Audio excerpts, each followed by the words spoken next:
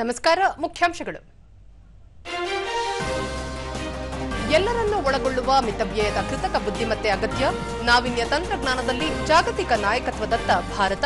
ಪ್ರಧಾನಿ ನರೇಂದ್ರ ಮೋದಿ. ಏಪ್ರಿಲ್ನಿಂದ ಮೊದಲ ಹಂತದ ಜನಗಣತಿ.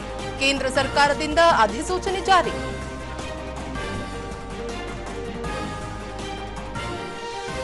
ಬಿಬಿಜಿ ರಾಮ್ಜಿ ಯೋಜನೆಯಿಂದ ಜನರ ಉದ್ಯೋಗಕ್ಕೆ ಖಾತರಿ.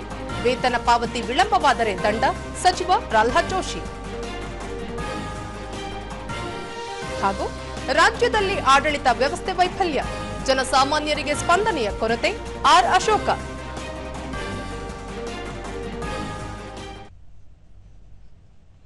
ವಾರ್ತೆಗಳ ವಿವರ. ಪ್ರಧಾನಿ ನರೇಂದ್ರ ಮೋದಿ ಅವರ ಅಧ್ಯಕ್ಷತೆಯಲ್ಲಿ ಇಂದು ಭಾರತೀಯ ಕೃತಕ ಬುದ್ಧಿಮತ್ತೆ ನವೋದ್ಯಮಗಳೊಂದಿಗೆ ದುಂಡು ಮೇಜಿನ ಸಭೆ ದೆಹಲಿಯಲ್ಲಿ ಪ್ರಧಾನಿಯವರ ನಿವಾಸದಲ್ಲಿ ನಡೆಯಿತು. ಚರ್ಚೆಯ ಸಮಯದಲ್ಲಿ ನವೋದ್ಯಮ ನಾಯಕರು ಭಾರತದ ಕೃತಕ ಬುದ್ಧಿಮತ್ತೆ ವಲಯದ ತ್ವರಿತ ಬೆಳವಣಿಗೆ ಹಾಗೂ ಭವಿಷ್ಯದ ಸಾಮರ್ಥ್ಯದ ಬಗ್ಗೆ ಚರ್ಚೆ ನಡೆಸಿದರು. ಈ ಕ್ಷೇತ್ರದಲ್ಲಿ ಭಾರತ ಬಲಿಷ್ಠವಾಗಿ ಮುನ್ನಡೆಯುತ್ತಿದ್ದು, ಜಾಗತಿಕವಾಗಿ ವಿವಿಧ ದೇಶಗಳು ಭಾರತದ ಕಡೆಗೆ ವಾಲುತ್ತಿರುವ ಬಗ್ಗೆ ಸಭೆಯಲ್ಲಿ ಗಮನಿಸಲಾಯಿತು. ಕೃತಕ ಬುದ್ಧಿಮತ್ತೆ ಪರಿಸರ ವ್ಯವಸ್ಥೆಯನ್ನು ಮುನ್ನಡೆಸಲು ಮತ್ತು ದೇಶವನ್ನು ಜಾಗತಿಕ ಎಐ ನಕ್ಷೆಯಲ್ಲಿ ದೃಢವಾಗಿ ಇರಿಸಲು ಭಾರತದ ಬಲವಾದ ಬದ್ಧತೆಗೆ ಶ್ಲಾಘನೆ ವ್ಯಕ್ತವಾದವು. ಪ್ರಧಾನಿ ನರೇಂದ್ರ ಮೋದಿ ಕೃತಕ ಬುದ್ಧಿಮತ್ತೆ ಕ್ಷೇತ್ರದಲ್ಲಿ ಭಾರತ ದಾಪುಗಾಲು ಇಡುತ್ತಿದೆ. ಭಾರತದ ಮೇಲಿನ ನಂಬಿಕೆಯು ದೇಶದ ಶ್ರೇಷ್ಠ ಸಾಮರ್ಥ್ಯಗಳಲ್ಲಿ ಒಂದಾಗಿದೆ ಎಂದರು. ಭಾರತೀಯ ಕೃತಕ ಬುದ್ಧಿಮತ್ತೆಯ ಮಾದರಿಗಳು ನೈತಿಕ, ಪಕ್ಷಪಾತವಿಲ್ಲದ, ಪಾರದರ್ಶಕ ಹಾಗೂ ಡೇಟಾ ಗೌಪ್ಯತೆ ತತ್ವಗಳಲ್ಲಿ ದೃಢವಾಗಿ ನೆಲೆಗೊಂಡಿವೆ ಎಂದು ಖಚಿತಪಡಿಸಿಕೊಳ್ಳಲು ಉದ್ಯಮಿಗಳಿಗೆ ಸಲಹೆ ನೀಡಿದರು. ಕೈಗೆಟುಕುವ, ಎಲ್ಲರನ್ನೂ ಒಳಗೊಳ್ಳುವ ಮತ್ತು ಮಿತವ್ಯಯದ ಎಐ ನಾವೀನ್ಯತೆಯಲ್ಲಿ ಭಾರತ ಜಾಗತಿಕ ನಾಯಕನಾಗಿ ಹೊರಹೊಮ್ಮಬಹುದು ಎಂದು ಹೇಳಿದ ಪ್ರಧಾನಿ, ದೇಶೀಯವಾಗಿ ಮತ್ತು ಅಂತಾರಾಷ್ಟ್ರೀಯವಾಗಿ ತಮ್ಮ ಎಐ ಮಾದರಿಗಳು ಯಶಸ್ವಿಯಾಗಲು ಸಹಾಯ ಮಾಡುವಲ್ಲಿ ಸಂಪೂರ್ಣ ಸರ್ಕಾರದ ಬೆಂಬಲವನ್ನು ಅವರು ಉದ್ಯಮಿಗಳಿಗೆ ಭರವಸೆ ನೀಡಿದರು. 2027ರ ಭಾರತದ ಜನಗಣತಿಯ ಮೊದಲ ಹಂತಕ್ಕೆ ಕೇಂದ್ರ ಸರ್ಕಾರವು ಅಧಿಸೂಚನೆ ಹೊರಡಿಸಿದೆ.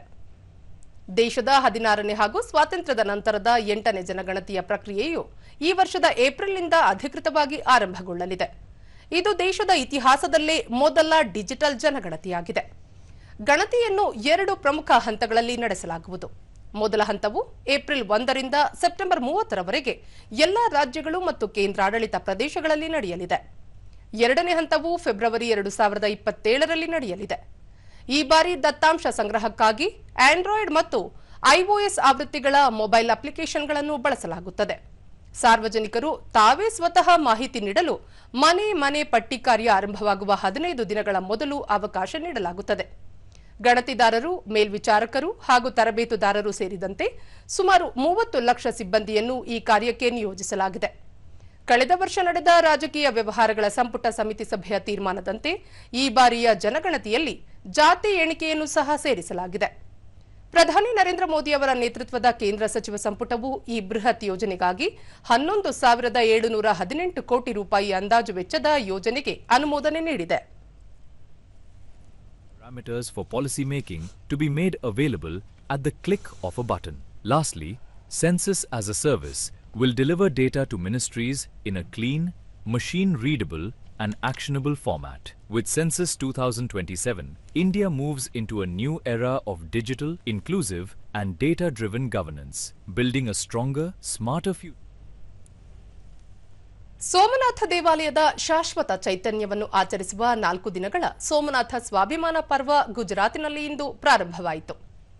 ಸೋಮನಾಥ ದೇವಾಲಯದ ಮೇಲೆ ನಡೆದ ಮೊದಲ ದಾಳಿಗೆ 2026ರಲ್ಲಿ 1,000 ವರ್ಷ ಪೂರ್ಣಗೊಳ್ಳುವ ಹಿನ್ನೆಲೆಯಲ್ಲಿ ಈ ಪರ್ವ ಆಯೋಜಿಸಲಾಗಿದ್ದು, ಪ್ರಧಾನಿ ನರೇಂದ್ರ ಮೋದಿ ಭಾನುವಾರ ವಿಶೇಷ ಸಮಾರಂಭದಲ್ಲಿ ಭಾಗವಹಿಸಲಿದ್ದಾರೆ.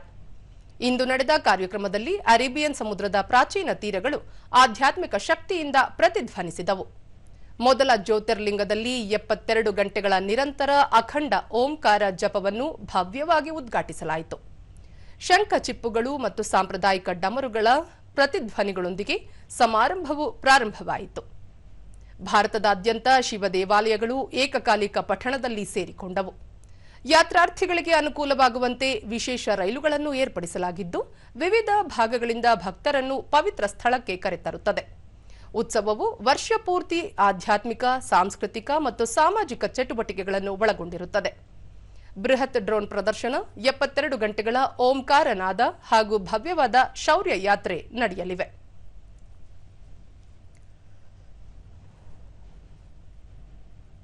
ಕೇಂದ್ರ ಸಚಿವರಾದ ಗಜೇಂದ್ರ ಸಿಂಗ್ ಶೇಖಾವತ್, ರಾಜ್ಯ ಸಚಿವರಾದ ಜಿತು ವಾಘಾನಿ ಮತ್ತು ಡಾ ಪ್ರದ್ಯುಮನ್ ಭಾಯ್ ವಾಜಾ ಶಂಖನಾದ ನೇತೃತ್ವ ವಹಿಸಿದ್ದರು. ಗುಜರಾತ್ನಾದ್ಯಂತ ಸುಮಾರು 2500 ಋಷಿಕುಮಾರರು ಸಮುದ್ರ ತೀರದಲ್ಲಿ ನಿರಂತರ ವೇದ ಪಠಣಗಳನ್ನು ಮಾಡಲು ಒಟ್ಟುಗೂಡಿದ್ದಾರೆ. ಈ ಕಾರ್ಯಕ್ರಮವು ಸೋಮನಾಥ ದೇವಾಲಯದ 1000 ವರ್ಷಗಳ ತ್ಯಾಗ ಮತ್ತು ಪುನರ್ ನಿರ್ಮಾಣದ ಕಥೆಯನ್ನು ಯುವ ಪೀಳಿಗೆಗೆ ರವಾನಿಸಲು ಪ್ರಮುಖ ಮಾಧ್ಯಮವಾಗಿ ಕಾರ್ಯನಿರ್ವಹಿಸುತ್ತದೆ ಎಂದು ಗುಜರಾತಿನ ಉಪಮುಖ್ಯಮಂತ್ರಿ ಹರ್ಷ ಸಾಂಘವಿ ಹೇಳಿದರು. ಸೋಮನಾಥ ದೇವಾಲಯದ ಮೇಲೆ ಮೊಹಮ್ಮದ್ ಘಜ್ನಿ ಅಂತವರ ಪದೇ ಪದೇ ದಾಳಿ ಹಾಗೂ ವಿಧ್ವಂಸಕ ಕೃತ್ಯಗಳು ನಡೆದರೂ ಮತ್ತೆ ಮತ್ತೆ ದೇವಾಲಯವನ್ನು ಪುನರ್ ನಿರ್ಮಿಸಲಾಗಿದೆ. ಸೋಮನಾಥ ದೇವಾಲಯದ ಭಾರತದ ಹೆಮ್ಮೆಯಾಗಿದ್ದು, ನಿರಂತರ ಭಕ್ತಿ ಹಾಗೂ ತ್ಯಾಗದ ಸಂಕೇತವಾಗಿದೆ ಎಂದರು. राष्ट्रीय स्वाभिमान के प्रतीक सोमनाथ मंदिर के महत्व को रेखांकित किया। 8 से 10 जनवरी तक आयोजित होने वाले सोमनाथ स्वाभिमान पर्व के तहत विभिन्न सांस्कृतिक और धार्मिक कार्यक्रमों का आयोजन किया जाएगा।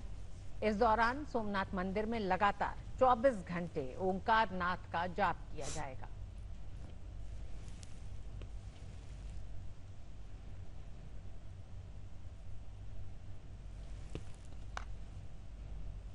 कोशिशों के बावजूद हमारी आस्था को वो आज तक कुछ नहीं कर पाए। आज सुबह से ही कई शहरों से लोग ये ऐतिहासिक क्षण के साक्षी बनने के लिए हजारों की संख्या में स्पेशल ट्रेन के माध्यम से, बसेस के माध्यम से, अपनी अपनी व्यवस्थाओं के माध्यम से सोमनाथ मंदिर पधार रहे हैं। सोमनाथ मंदिर के प्रांगण में ये होने वाला ऐतिहासिक स्वाभिमान पर्व ये अपने आप में इतिहास के पन्नों पे आने वाले दिनों में लिखा जाएगा। 8, 9, 10 तारीख को 72 घंटे तक लोग जाप भी करेंगे। साथ में शाम को महाआरती में लोग मौजूद भी रहेंगे। ರಾಷ್ಟ್ರಪತಿ ದ್ರೌಪದಿ ಮುರ್ಮು ಅವರನ್ನು ಅರುಣಾಚಲ ಪ್ರದೇಶದ ವಿದ್ಯಾರ್ಥಿಗಳು ರಾಷ್ಟ್ರಪತಿ ಭವನದಲ್ಲಿಂದು ಭೇಟಿ ಮಾಡಿದರು. ರಾಷ್ಟ್ರೀಯ ಏಕೀಕರಣ ಪ್ರವಾಸದ ಭಾಗವಾಗಿ ಈ ಭೇಟಿ ನಡೆಯಿತು. ರಾಷ್ಟ್ರೀಯ ಏಕೀಕರಣ ಪ್ರವಾಸಗಳು ದೇಶದ ಶ್ರೀಮಂತ ಪರಂಪರೆಯ ಒಳನೋಟವನ್ನು ಒದಗಿಸುವ ಗುರಿಯನ್ನು ಹೊಂದಿರುವ ಯುವ ಜನರಿಗೆ ಶೈಕ್ಷಣಿಕ ಮತ್ತು ಪ್ರೇರಕ ಪ್ರವಾಸಗಳಾಗಿವೆ.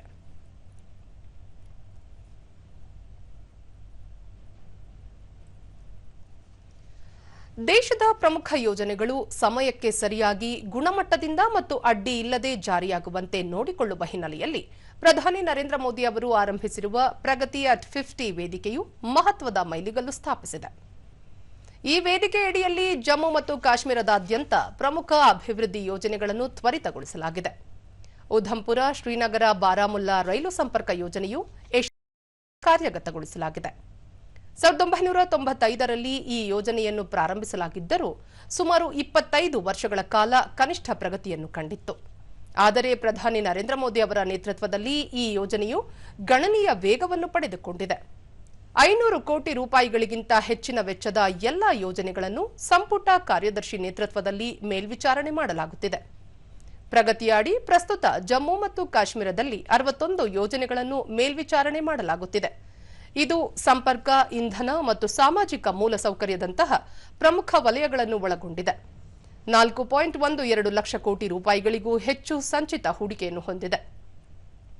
ಇವುಗಳಲ್ಲಿ 69,000 ಕೋಟಿ ರೂಪಾಯಿ ವೆಚ್ಚದ 15 ಯೋಜನೆಗಳು ಈಗಾಗಲೇ ಪೂರ್ಣಗೊಂಡಿವೆ. ಉಳಿದ ಯೋಜನೆಗಳು ಅನುಷ್ಠಾನದ ವಿವಿಧ ಹಂತಗಳಲ್ಲಿವೆ.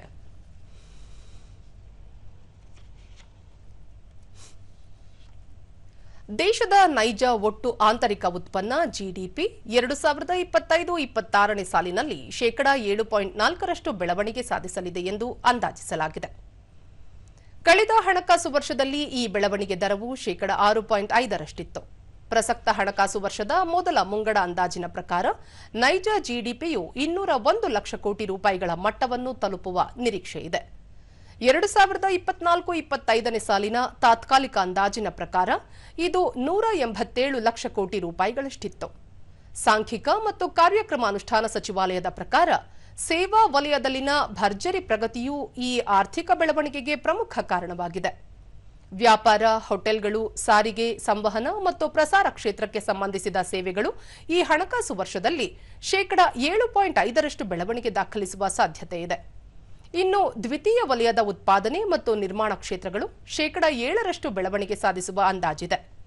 ಜಿಡಿಪಿ ಅಂಕಿಅಂಶಗಳ ಕುರಿತು ಪ್ರತಿಕ್ರಿಯಿಸಿರುವ ಪ್ರಧಾನಿ ನರೇಂದ್ರ ಮೋದಿ, ಎನ್ಡಿಎ ಸರ್ಕಾರದ ಸಮಗ್ರ ಹೂಡಿಕೆ, ಉತ್ತೇಜನ ಮತ್ತು ಬೇಡಿಕೆ ಆಧಾರಿತ ನೀತಿಗಳಿಂದಾಗಿ ಈ ಸಾಧನೆ ಸಾಧ್ಯವಾಗಿದೆ ಎಂದು ಶ್ಲಾಘಿಸಿದ್ದಾರೆ.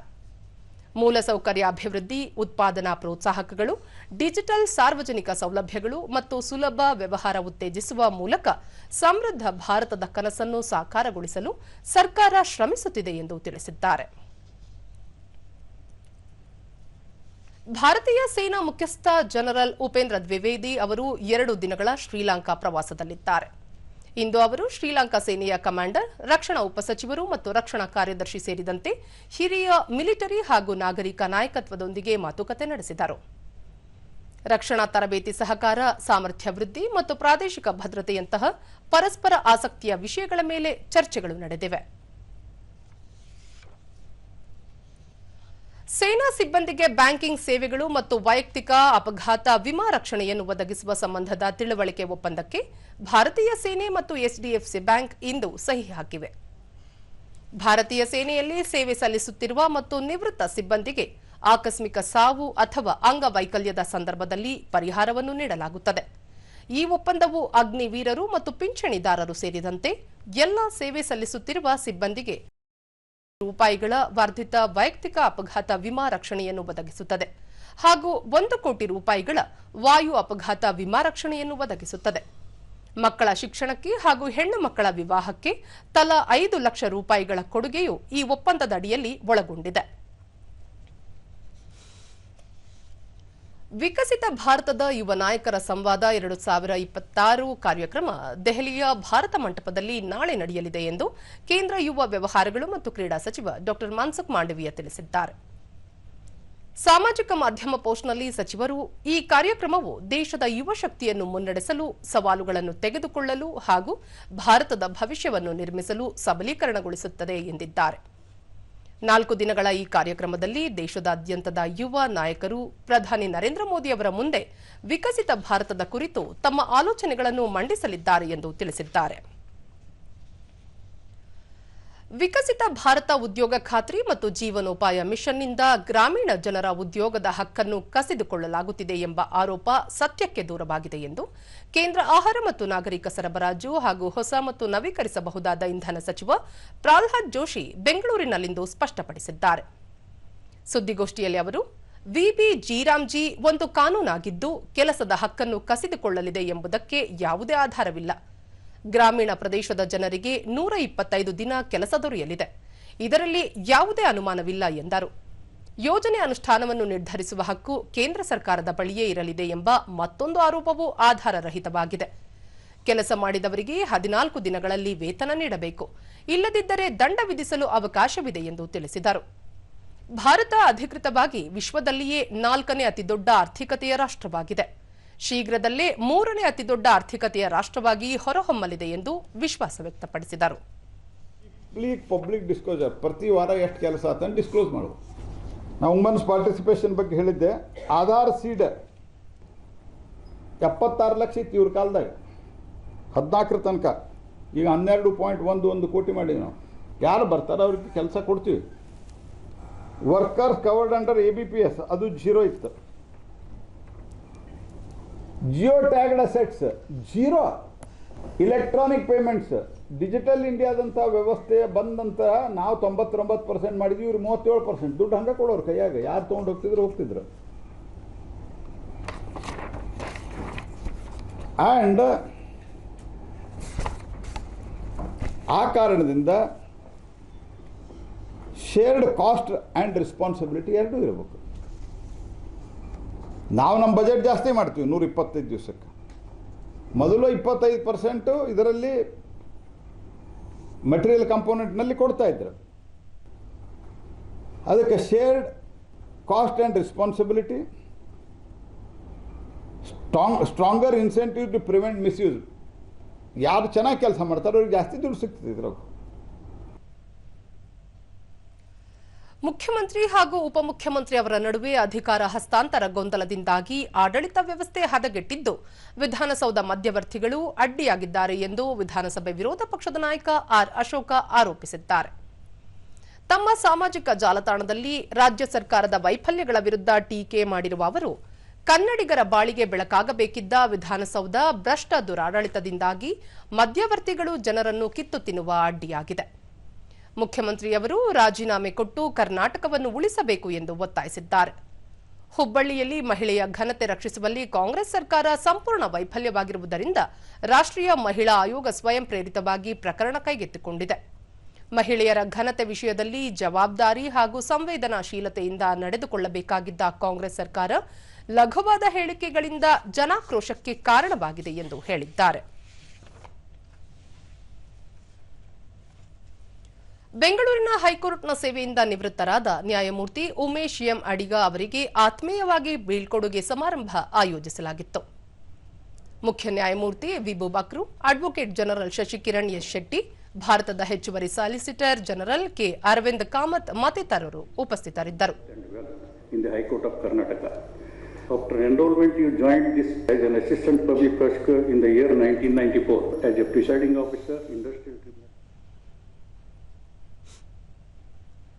ಮುಖ್ಯ ನ್ಯಾಯಮೂರ್ತಿ ವಿಭು ಬಕ್ರು ಗದಗದಲ್ಲಿ ಶಿಕ್ಷಣ ಪಡೆದು 1994ರಲ್ಲಿ ಪಬ್ಲಿಕ್ ಪ್ರಾಸಿಕ್ಯೂಟರ್ ಆಗಿ ನ್ಯಾಯಾಂಗ ಸೇವೆಗೆ ಸೇರ್ಪಡೆಯಾದ ಉಮೇಶ್ ಎಂ ಅಡಿಗ ಅವರು ನ್ಯಾಯಾಂಗ ಕ್ಷೇತ್ರದಲ್ಲಿ ವಿವಿಧ ಹುದ್ದೆಗಳನ್ನು ಯಶಸ್ವಿಯಾಗಿ ನಿಭಾಯಿಸುವ ಮೂಲಕ ಸರಳ, ಶಿಸ್ತುಬದ್ಧ, ಘನತೆಯಿಂದ ನ್ಯಾಯವನ್ನು ಎತ್ತಿ ಹಿಡಿಯುವ ಕಾರ್ಯ ಮಾಡಿದ್ದಾರೆ ಎಂದು ಶ್ಲಾಘಿಸಿದರು.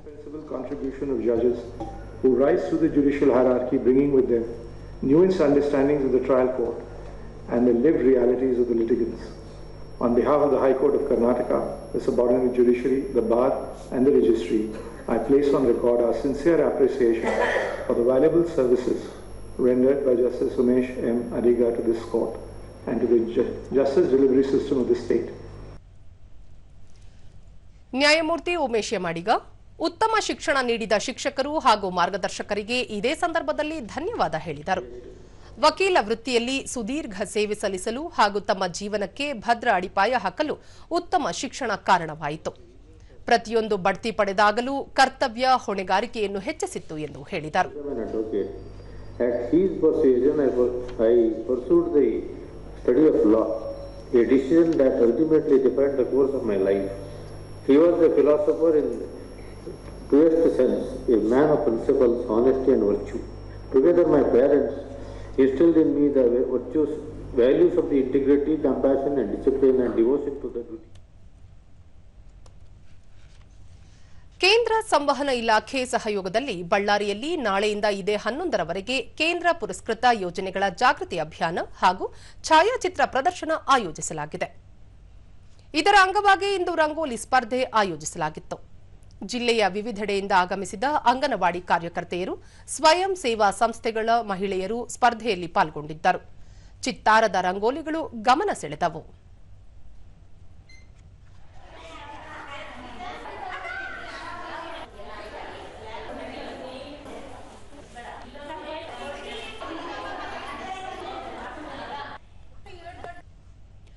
ದೂರದರ್ಶನದೊಂದಿಗೆ ಮಹಿಳಾ ಮತ್ತು ಮಕ್ಕಳ ಇಲಾಖೆ ಮೇಲ್ವಿಚಾರಕಿ ಮಹೇಶ್ವರಿ ರಂಗೋಲಿ ಸ್ಪರ್ಧೆ ಮೂಲಕ ಭೇಟಿ ಬಚಾವೋ, ಭೇಟಿ ಪಡಾವೋ, ಮಾತೃವಂದನಾ ಮತ್ತಿತರ ಕೇಂದ್ರ ಸರ್ಕಾರದ ಯೋಜನೆಗಳ ಬಗ್ಗೆ ಅರಿವು ಮೂಡಿಸಲಾಗುತ್ತಿದೆ ಎಂದು ತಿಳಿಸಿದರು. ನಾಳೆ ದಿನ ಪೌಷ್ಟಿಕ ಆಹಾರ ಶಿಬಿರ ಅಂದ್ರೆ ನಮ್ಮ ಅಂಗನವಾಡಿಯಲ್ಲಿ ಫಲಾನುಭವಿಗಳಿಗೆ ಒದಗಿಸುವಂತ ಆಹಾರದಿಂದ ಯಾವ ತರ ನಾವು ಪೌಷ್ಟಿಕ ಆಹಾರ ತಯಾರು ಮಾಡ್ತೀವಿ ಅನ್ನೋದನ್ನ ಕಾರ್ಯಕರ್ತೆಯರು ಮಾಡಿಕೊಂಡು ಬಂದು ಪ್ರದರ್ಶನ ಮಾಡಲಿದ್ದಾರೆ. ಸಲೀನಾ ಬೇಗಂ ವಿವಿಧ ರೀತಿಯ ರಂಗೋಲಿಗಳ ಮೂಲಕ ಸಾರ್ವಜನಿಕರಿಗೆ ಸರ್ಕಾರದಿಂದ ದೊರೆಯುವ ಯೋಜನೆಗಳ ಬಗ್ಗೆ ಮಾಹಿತಿ ನೀಡಲಾಗುತ್ತಿದೆ ಎಂದರು. ಹಾಗೂ ವಿವಿಧ ಬಣ್ಣಗಳಿಂದ ಅದೇ ರೀತಿ ಹೂ ಮತ್ತು ಹಣ್ಣುಗಳಿಂದ ಕೂಡ ನಾವು ಹಲವಾರು ಚಿತ್ರಗಳನ್ನು ಬಿಡಿಸಿ ಇದರಿಂದ ನಾವು ಇಲಾಖೆಯ ಸೌಲಭ್ಯಗಳನ್ನು ಸಾರ್ವಜನಿಕರಿಗೆ ತಿಳಿಸಬೇಕು ಅಂತ ಹೇಳ್ಬಿಟ್ಟು ಈ ಒಂದು ರಂಗೋಲಿ ಸ್ಪರ್ಧೆಯನ್ನು ಈ ದಿನ ಏರ್ಪಡಿಸಿದೆ. ಕೇಂದ್ರ ಸಂವಹನ ಇಲಾಖೆ ಕ್ಷೇತ್ರ ಪ್ರಚಾರಾಧಿಕಾರಿ ಶ್ರುತಿ ಕೇಂದ್ರ ಸರ್ಕಾರದ ಜನಪರ ಯೋಜನೆಗಳ ಕುರಿತು ಅರಿವು ಮೂಡಿಸಲು ಛಾಯಾಚಿತ್ರ ಪ್ರದರ್ಶನ ಆಯೋಜಿಸಲಾಗಿದೆ ಎಂದು ತಿಳಿಸಿದರು. ಅವರಿಗೆ ಇನ್ನಷ್ಟು ಮಾಹಿತಿಯನ್ನ ಕೇಂದ್ರ ಸರ್ಕಾರದಿಂದ ಯಾವೆಲ್ಲ ಯೋಜನೆಗಳಿದೆ, ಅದರ ಪ್ರಯೋಜನವೇನು ಅನ್ನೋದ್ರ ಬಗ್ಗೆ ನಾವು ಸಂಪನ್ಮೂಲ ವ್ಯಕ್ತಿಗಳು, ಅಧಿಕಾರಿಗಳು ಮಾತನಾಡಲಿದ್ದಾರೆ. ಮುಖ್ಯವಾಗಿ ನಾವು ಛಾಯಾಚಿತ್ರ ಪ್ರದರ್ಶನವನ್ನ ಹಮ್ಮಿಕೊಂಡಿದ್ದೀವಿ. ಈ ಛಾಯಾಚಿತ್ರ ಪ್ರದರ್ಶನದಲ್ಲಿ ಬಳ್ಳಾರಿಯ ಎಲ್ಲ ನಾಗರಿಕರು ಭಾಗವಹಿಸ್ತಾರೆ. ಆಗ ಫಲಾನುಭವಿಗಳಿಗೆ ಏನೇನು ಯೋಜನೆಗಳು ಸಿಗ್ತಾ ಇದೆ, ಸಿಕ್ಕದೇ ಇರುವಂತದ್ದು ಮಾಹಿತಿಯನ್ನು ಕೂಡ ನಾವಿಲ್ಲಿ ಪಡ್ಕೋಬಹುದು. ಮೈಸೂರಿನ ಚಾಮುಂಡಿ ವಿಹಾರ ಕ್ರೀಡಾಂಗಣದಲ್ಲಿ ಆಯೋಜಿಸಿರುವ ರಾಜ್ಯ ಸರ್ಕಾರಿ ನೌಕರರ ಜಿಲ್ಲಾ ಮಟ್ಟದ ಕ್ರೀಡಾಕೂಟ ಮತ್ತು ಸಾಂಸ್ಕೃತಿಕ ಸ್ಪರ್ಧೆಗಳಿಗೆ ಶಾಸಕ ಶ್ರೀವತ್ಸ ಇಂದು ಚಾಲನೆ ನೀಡಿದರು. ವಿಧಾನ ಪರಿಷತ್ ಸದಸ್ಯ ಸಿಎನ್ ಮಂಜೇಗೌಡ, ಜಿಲ್ಲಾಧಿಕಾರಿ ಜಿ ಲಕ್ಷ್ಮೀಕಾಂತ್ ರೆಡ್ಡಿ ಮತ್ತಿತರರು ಉಪಸ್ಥಿತರಿದ್ದರು.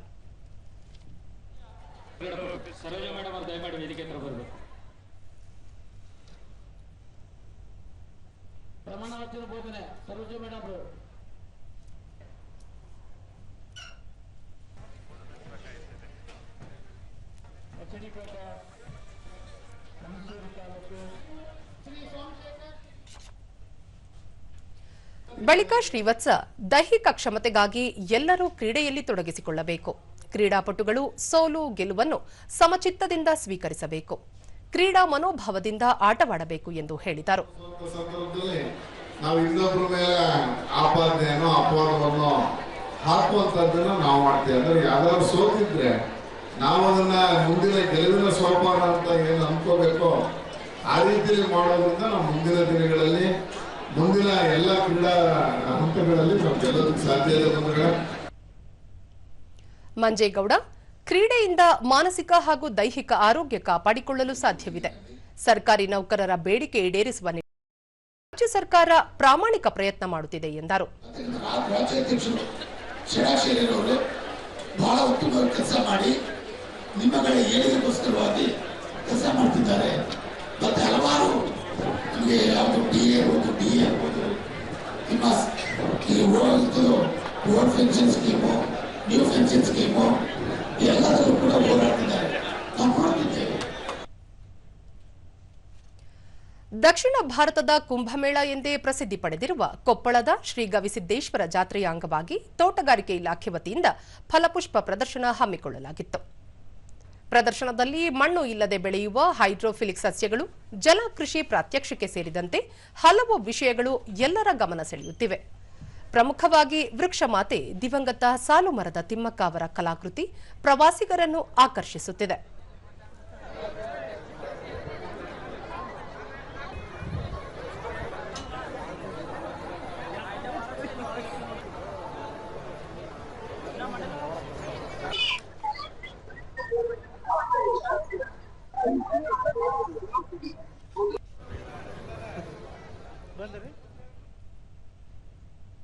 ದೂರದರ್ಶನದೊಂದಿಗೆ ಪ್ರವಾಸಿಗರಾದ ಗಂಗಾ, ಕೃಷಿ ಬೆಳೆಗಳ ಪ್ರದರ್ಶನ ನೋಡಿ ಖುಷಿಯಾಯಿತು. ವಿಶೇಷವಾಗಿ ಸಾಲುಮರದ ತಿಮ್ಮಕ್ಕ ಅವರ ಕಲಾಕೃತಿ ಗಮನ ಸೆಳೆಯಿತು ಎಂದರು. ಆಮೇಲೆ ಇಲ್ಲಿ ಫ್ಲವರ್ ಪಾಟ್ ಅರೇಂಜ್ಮೆಂಟ್, ಆಮೇಲೆ ಹೈಡ್ರೋಫೋನಿಕ್ಸ್, ಆಮೇಲೆ ಇಲ್ಲಿ ಪಾಟ್ ಅರೇಂಜ್ಮೆಂಟ್, ಫ್ಲವರ್, ಆಮೇಲೆ ಬಟರ್ಫ್ಲೈ ಫ್ಲವರ್ ಅಲ್ಲಿ ಮಾಡ್ತಾ ಇರೋದು ತುಂಬಾ ಚೆನ್ನಾಗಿದೆ. ವಿನಿಲಾ, ಪ್ರತಿ ಬಾರಿಯೂ ನವೀನ ಪರಿಕಲ್ಪನೆಯೊಂದಿಗೆ ಪ್ರದರ್ಶನ ಹಮ್ಮಿಕೊಳ್ಳಲಾಗುತ್ತಿದೆ. ಫಲಪುಷ್ಪ ಪ್ರದರ್ಶನಕ್ಕೆ ಭೇಟಿ ನೀಡಿದ್ದು ಸಂತಸ ತಂದಿದೆ ಎಂದು ಹೇಳಿದರು.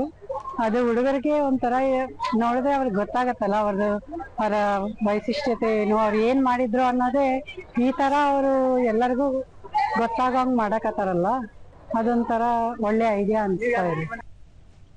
ಬಾಲಚಂದ್ರ, ಮಣ್ಣನ್ನು ಬಳಕೆ ಮಾಡದೆ ಬೆಳೆಗಳನ್ನು ಬೆಳೆಯುವ ಜಲ ಕೃಷಿ ವಿಧಾನದ ಬಗ್ಗೆ ಪ್ರಾತ್ಯಕ್ಷಿಕೆ ಆಯೋಜಿಸಲಾಗಿದೆ. ಉತ್ತಮ ರೀತಿಯಲ್ಲಿ ಪ್ರದರ್ಶನ ನಡೆಸಲಾಗುತ್ತಿದೆ ಎಂದು ತಿಳಿಸಿದರು. ಬೆಳೆಯುವಂತ ನಾವು ಮಾಡಿ ಮೇಲೆ ಆಗಿರ್ಬೋದು ಅಥವಾ ಎಲ್ಲಾರ ನಮ್ಮ ಮನೆ ಮುಂದೆ ಜಾಗ ಇದ್ದಲ್ಲಿ ಖಾಲಿ ಜಾಗ ಇದ್ದಲ್ಲಿ ಕೂಡ ಬೆಳೆಯುವಂತ ಬೆಳೆಯಬಹುದು. ಇಲ್ಲಿದು ಮಣ್ಣಿಲ್ಲದೆ ಬೆಳೆಯಬಹುದು. ತೋಟಗಾರಿಕೆ ಇಲಾಖೆ ಹಿರಿಯ ಸಹಾಯಕ ನಿರ್ದೇಶಕ ದುರ್ಗಾಪ್ರಸಾದ್, 20 ಅಡಿ ಎತ್ತರದ ಸಾಲು ಮರದ ತಿಮ್ಮಕ್ಕ ಅವರ ಕಲಾಕೃತಿ ಅವರ ಆಶಯಗಳನ್ನು ಜನರಿಗೆ ತಲುಪಿಸುವಲ್ಲಿ ಪೂರಕವಾಗಿವೆ. ರೈತರು ಬೆಳೆದಿರುವ ಕೃಷಿ ಉತ್ಪನ್ನಗಳನ್ನು ಪ್ರದರ್ಶಿಸುವ ಮೂಲಕ ಅವರನ್ನು ಉತ್ತೇಜಿಸಲಾಗುತ್ತಿದೆ ಎಂದರು. ಒಂದು ಕಾನ್ಸೆಪ್ಟ್ ಅಲ್ಲಿ ನಾವು ವೃಕ್ಷ ಮಾತೆಯನ್ನು ಸುಮಾರು 20 ಅಡಿ ಎತ್ತರದ ವೃಕ್ಷ ಮಾತೆಯನ್ನು ನಿರ್ಮಿಸಿ ನಮ್ಮ ಸಾಲುಮರದ ತಿಮ್ಮಕ್ಕನ ಏನು ಆಶಯಗಳಿದ್ವು ಅವನ್ನ ಜನರಿಗೆ ಮುಟ್ಟಿಸೋ ರೀತಿಯಲ್ಲಿ ಇಲ್ಲೊಂದು ನಾವು ಸ್ತಬ್ಧ ಚಿತ್ರವನ್ನು ಏರ್ಪಡಿಸಿದ್ವಿ. ಬೆಳಗಾವಿಯ ಸುವರ್ಣಸೌಧದಲ್ಲಿ ರಾಜ್ಯ ಮಾನವ ಹಕ್ಕುಗಳ ಆಯೋಗದ ಅಧ್ಯಕ್ಷ ಟಿ ಶ್ಯಾಮ್ ಭಟ್ ಅಧಿಕಾರಿಗಳ ಸಭೆ ನಡೆಸಿದರು. ಆಯೋಗದ ಸದಸ್ಯ ಎಸ್ಕೆ ವಂಟಗೂಡಿ, ಜಿಲ್ಲಾಧಿಕಾರಿ ಮೊಹಮ್ಮದ್ ರೋಷನ್, ನಗರ ಪೊಲೀಸ್ ಆಯುಕ್ತ ಭೂಷಣ್ ಗುಲಾಬ್ರಾವ್ ಭೊರಸೆ ಸೇರಿದಂತೆ ಹಲವರು ಉಪಸ್ಥಿತರಿದ್ದರು.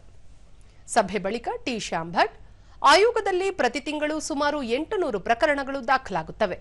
2003ರ ಫೆಬ್ರವರಿಯಿಂದ ನವೆಂಬರ್ ತನಕ ಆಯೋಗದ ಅಧ್ಯಕ್ಷರ ಹುದ್ದೆ ಖಾಲಿ ಇದ್ದ ಕಾರಣ ಸುಮಾರು 8,000 ಪ್ರಕರಣಗಳು ಬಾಕಿ ಉಳಿದಿದ್ದವು. ಪ್ರಸ್ತುತ 3,521 ಪ್ರಕರಣಗಳು ಬಾಕಿ ಉಳಿದಿವೆ. ಒಂದು ಪ್ರಕರಣ ಇತ್ಯರ್ಥವಾಗಲು ಕನಿಷ್ಠ 3 ರಿಂದ 4 ತಿಂಗಳ ಕಾಲಾವಧಿ ತೆಗೆದುಕೊಳ್ಳಲಾಗುತ್ತದೆ ಎಂದರು. 2024 ಮಾರ್ಚ್ ತಿಂಗಳಲ್ಲಿ ಅವರು ನಮ್ಮ ದೇಶದ ಲೋಕಪಾಲ್ನ ಮೆಂಬರ್ ಆಗಿ ನ್ಯಾಯಾಂಗ ಸದಸ್ಯರಾಗಿ ಹೋದ ಕಾರಣ ಆ ಹುದ್ದೆ ಬಾಕಿ ಫಿಲಪ್ ಆಗದೆ ಬಾಕಿ ಉಳಿದಿದೆ. ನಾವು ಅವರು ಪ್ರತಿ ಜಿಲ್ಲೆಗಳಿಗೆ ನಾವು ಹೋಗಿ ಪ್ರೊಸೀಡಿಂಗ್ಸ್ ಗಳನ್ನು ಕಂಡಕ್ಟ್ ಮಾಡಿದರೆ ಶೀಘ್ರವಾಗಿ ಇತ್ಯರ್ಥ ಮಾಡಬಹುದು ಮತ್ತು ಕಂಪ್ಲೇಂಟ್ಸ್ ಗಳಿಗೆ ಕೂಡ ಕಂಪ್ಲೇಂಟ್ಗಳು ಏನಾಗಿದ್ರೆ ಹೇಳಿಕ ಅನುಕೂಲ ಆಗ್ತದೆ. ಅವರು ಬೆಂಗಳೂರವರೆಗೆ ಬರಲು ತಪ್ಪಬಹುದು ಮತ್ತು ಅಧಿಕಾರಿಗಳು ಕೂಡ ಸಮಯಕ್ಕೆ ಸರಿಯಾಗಿ ರಿಪೋರ್ಟ್ಗಳು ಕೊಡದಿದ್ರೆ ನಾವು ಅಲ್ಲಿಗೆ ಬಂದು ಕೇಳುವಾಗ ರಿಪೋರ್ಟ್ಗಳನ್ನು ಕೊಡ್ತಾರೆ, ವರದಿಗಳನ್ನು ಕೊಡ್ತಾರೆ ಅಂತ ಹೇಳುವ ಉದ್ದೇಶದಿಂದ ನಾವು ಈ ಜಿಲ್ಲೆಗಳಿಗೆ ಭೇಟಿ ನೀಡುವಂತ ಒಂದು ಕಾರ್ಯಕ್ರಮವನ್ನು ಹಮ್ಮಿಕೊಂಡೆವು. ವೆನೆಜುವೆಲಾದೊಂದಿಗೆ ಮಾಡಿಕೊಂಡಿರುವ ಹೊಸ ತೈಲ ಒಪ್ಪಂದದಿಂದ ಬರುವ ಆದಾಯವನ್ನು ಆ ದೇಶವು ಕೇವಲ ಅಮೆರಿಕ ನಿರ್ಮಿತ ವಸ್ತುಗಳನ್ನು ಖರೀದಿಸಲು ಮಾತ್ರ ಬಳಸಲಿದೆ ಎಂದು ಅಮೆರಿಕ ಅಧ್ಯಕ್ಷ ಡೊನಾಲ್ಡ್ ಟ್ರಂಪ್ ಘೋಷಿಸಿದ್ದಾರೆ. ಸಾಮಾಜಿಕ ಜಾಲತಾಣದಲ್ಲಿ ಈ ಕುರಿತು ಮಾಹಿತಿ ನೀಡಿರುವ ಅವರು, ವೆನೆಜುವೆಲಾ ಪಡೆಯುವ ತೈಲ ಆದಾಯವನ್ನು ಅಮೆರಿಕದ ಕೃಷಿ ಉತ್ಪನ್ನಗಳು, ಔಷಧಗಳು ಮತ್ತು ವೈದ್ಯಕೀಯ ಉಪಕರಣಗಳ ಖರೀದಿಗೆ ಬಳಸಲಾಗುವುದು ಎಂದು ತಿಳಿಸಿದ್ದಾರೆ. ವೆನೆಜುವೆಲಾದ ಎಲೆಕ್ಟ್ರಿಕ್ ಗ್ರಿಡ್ ಮತ್ತು ಇಂಧನ ಸೌಲಭ್ಯಗಳನ್ನು ಸುಧಾರಿಸಲು ಅಗತ್ಯವಿರುವ ತಾಂತ್ರಿಕ ಉಪಕರಣಗಳನ್ನು ಸಹ ಅಮೆರಿಕದಿಂದಲೇ ಆಮದು ಮಾಡಿಕೊಳ್ಳಲಾಗುವುದು. ವೆನೆಜುವೆಲಾದ ಮಧ್ಯಂತರ ಆಡಳಿತವು ಸುಮಾರು 3 ರಿಂದ 5 ಕೋಟಿ ಬ್ಯಾರೆಲ್ ಕಚ್ಚಾ ತೈಲವನ್ನು ಅಮೆರಿಕಕ್ಕೆ ನೀಡಲಿದೆ. ಇದನ್ನು ಮಾರುಕಟ್ಟೆ ಬೆಲೆಯಲ್ಲೇ ಮಾರಾಟ ಮಾಡಲಾಗುತ್ತದೆ. ಈ ಮಾರಾಟದಿಂದ ಬರುವ ಹಣವು ಅಮೆರಿಕದ ನೇರ ನಿಯಂತ್ರಣದಲ್ಲಿ ಇರಲಿದೆ. ವೆನೆಜುವೆಲಾ ಮತ್ತು ಅಮೆರಿಕ ಎರಡೂ ದೇಶಗಳ ಜನರ ಹಿತದೃಷ್ಟಿಯಿಂದ ಈ ಹಣ ವಿನಿಯೋಗಿಸುವುದನ್ನು ಖಚಿತಪಡಿಸಿಕೊಳ್ಳಲು ಈ ಕ್ರಮ ಕೈಗೊಳ್ಳಲಾಗಿದೆ ಎಂದು ಅವರು ಹೇಳಿದ್ದಾರೆ. ಕೊನೆಯಲ್ಲಿ ಮತ್ತೊಮ್ಮೆ ಮುಖ್ಯಾಂಶಗಳು. ಎಲ್ಲರನ್ನು ಒಳಗೊಳ್ಳುವ ಮಿತವ್ಯಯದ ಕೃತಕ ಬುದ್ಧಿಮತ್ತೆ ಅಗತ್ಯ, ನಾವೀನ್ಯ ತಂತ್ರಜ್ಞಾನದಲ್ಲಿ ಜಾಗತಿಕ ನಾಯಕತ್ವದತ್ತ ಭಾರತ, ಪ್ರಧಾನಿ ನರೇಂದ್ರ ಮೋದಿ. ಏಪ್ರಿಲ್ನಿಂದ ಮೊದಲ ಹಂತದ ಜನಗಣತಿ, ಕೇಂದ್ರ ಸರ್ಕಾರದಿಂದ ಅಧಿಸೂಚನೆ ಜಾರಿ.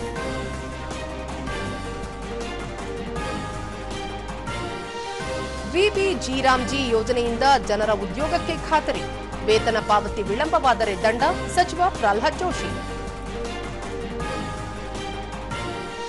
ಹಾಗೂ ರಾಜ್ಯದಲ್ಲಿ ಆಡಳಿತ ವ್ಯವಸ್ಥೆ ವೈಫಲ್ಯ, ಜನಸಾಮಾನ್ಯರಿಗೆ ಸ್ಪಂದನೆಯ ಕೊರತೆ, ಆರ್ ಅಶೋಕ.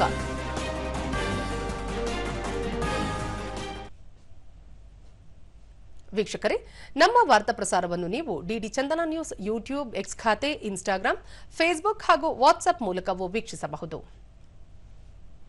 ನಮ್ಮ ಮುಂದಿನ ವಾರ್ತಾ ಪ್ರಸಾರ ಸಂಜೆ 7 ಗಂಟೆಗೆ. ನಮಸ್ಕಾರ.